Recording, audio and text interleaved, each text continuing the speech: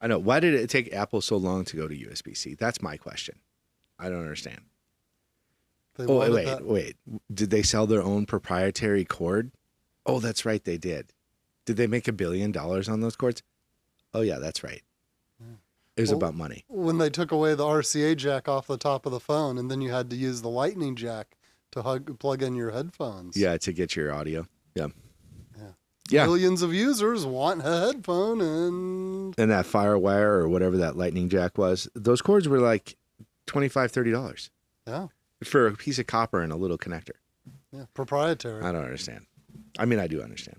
Yeah, but that's not like in good faith for consumer usability, right? No. That's just for cash only. So it's sad. Well, and a lot of the legislation didn't it come about because we're filling up landfills with unnecessary gear that if we would just standardize it. Just standardize USB-C. It's got a good transfer rate. I mean, you want to upgrade your components on either side to maybe get more bandwidth through it. I get that. Right. But keep the format the same, right? Keep the plug type the same. And we've gone, in our lifetime, we've gone through the Nokia with the little micro plug, right? The little plug only, no data at all, right? So just the little voltage. That easily broke. The little voltage, the little voltage pin you would plug in your phone.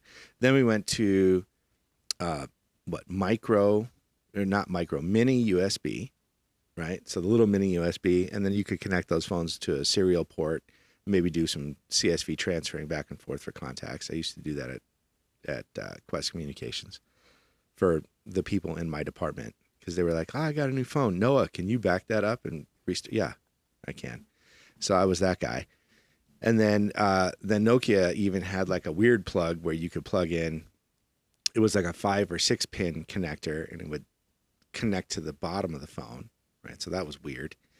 Then we went to mini USB or micro USB. Now we're on USB-C, which is not micro. It's bigger. Yep.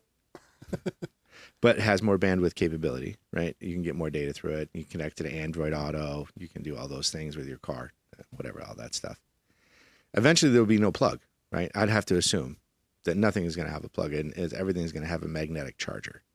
It's just going to be built in. It's not going to be part of your case. It's not going to be part of your thing. They're going to have a small metal plate that's installed inside the back of the phone that doesn't interfere with any of the radio frequencies that come back and forth. And it's just going to connect to that plate, and the plate's going to have the charging capability built in, right?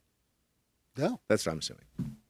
That'll be nice. I'm looking forward to those, where you don't have to buy an aftermarket accessory to put your phone in your car in a normal spot where you can see it and interface with Google Maps or whatever you're doing on your phone. Or go find the right connector, or your connector is broken, now you don't have anything. It's just all wireless. Yeah. It's Bluetooth, and it's a magnetic charging, right? All that stuff. All right, so what do we got here, Ray? We got SMS we wanted to talk about too. All right. Let's hash that through. Okay. So our clients have asked for more SMS. More SMS. Not more cowbell, just more SMS. Okay. Yep. And so we've given the agents the ability to send a message out. We've also given the ability to let the consumers send messages in. Right. And we can direct them to specific agents that are skilled for those messages, that have been specifically trained to be able to appropriately answer those. Yep. And we also have built our own custom SMS management tool, so supervisors and managers can. And then this is part of that tool as well. This is that tool, the SMS management page. So you can specify a date range, duration, or direction rather, in or out.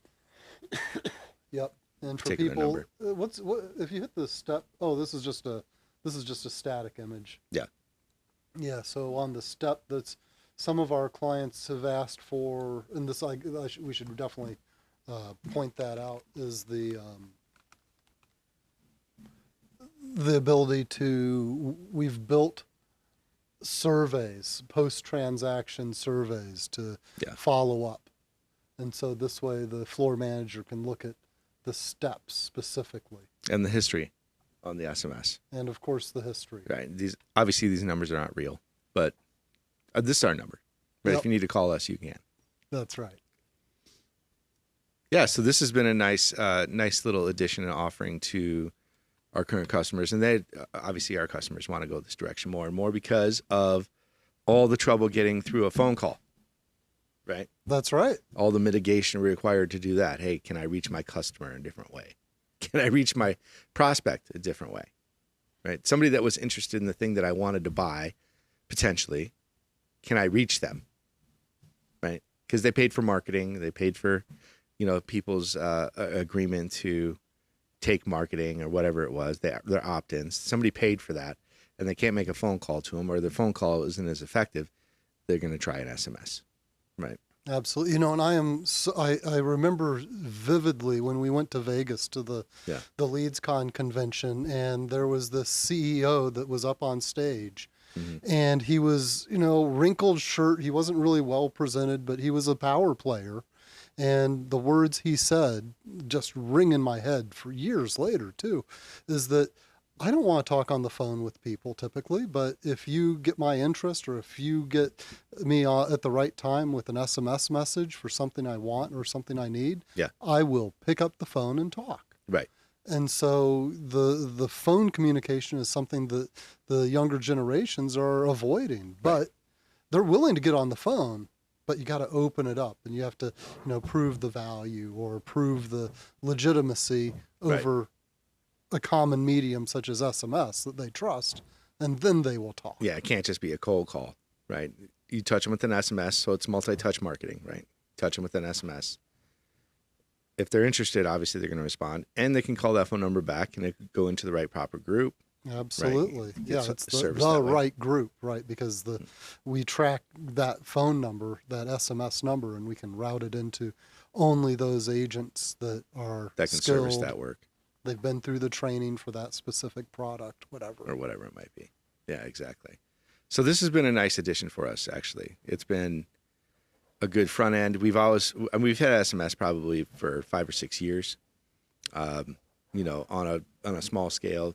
Handy to send out an appointment reminder, things we were talking about in our other conversation. But we haven't really had this front dashboard. So this front dashboard is new. The management features are newer, right? So we do have a nice rollout here for our current customer base, and then, of course, anybody else that needs this. Yeah, absolutely. At some point. And the thing is on the if you go to the upper side here, you can see that there's a step. Right? Some of our clients have asked for the ability to follow up after the sale, and they can specify, how effective is this campaign? How effective is this SMS marketing and communication that I'm sending out? It's not just a feeling anymore. That's right. Yeah. Yeah, and the SMS was also a little bit of a black hole previously. The managers would have to go look in an email relay, and it was a little clunky. But now it's all right here. They can see all the messages that have come in, all the messages that have gone out. They can drill into specific conversations. They can see what their agents have been saying. Yeah. And then down at the bottom, we have the ability that the supervisors, managers can go and respond back directly. You don't have to depend on an agent. You can jump into the conversation on SMS from your desktop or from your phone while you're on the road, and you can be in communication with the clients, and it's all on one MyCall Cloud network, and you can track it all through the reports. And obviously we have nice clean reports that follow after this if people need it. And this is out of beta testing and ready for release, right? This is out of beta testing. Yep. We have clients that are basically omni-channel, on MyCall Cloud with SMS, where if after X number of phone calls, no contact, we automate, send this message. Yeah. Right. Yeah. If after sale, follow up after the sale to make sure the client satisfaction is being met. We're getting closer and closer to being a Twilio replacement every day. It's really true. You're right. We're seeing it on the AI side with the AI bots. Yeah. We're seeing it on the SMS side. Multi-channel communications. Talking directly with the CRMs and the custom. All the API development. Solutions. Yeah, absolutely. I know. Yeah, API straight from one device to another. We can take Twilio out of the equation. Yeah. I mean, every day we step closer and closer to not being a telecom company and being something else. Isn't that interesting? You know, Yeah. it's just a slow migration process, but there's all these other things that need to happen, right? Yeah. The one thing that's constant is change. I know. And we have to adapt. I just remember the good old days, just trying to turn up a T1 and being happy when we got that running. I made a phone call. Yay. We have the D channel up. Yeah. Exactly. Maybe we can make a phone call. Oh my gosh. Or the winks, the AB winks. Oh, is it a double wink or a single wink? Is it an AB or is it a BA? What is it? Yeah. Yeah. Those were the good old days. Those are the good old days, for sure. All right, man.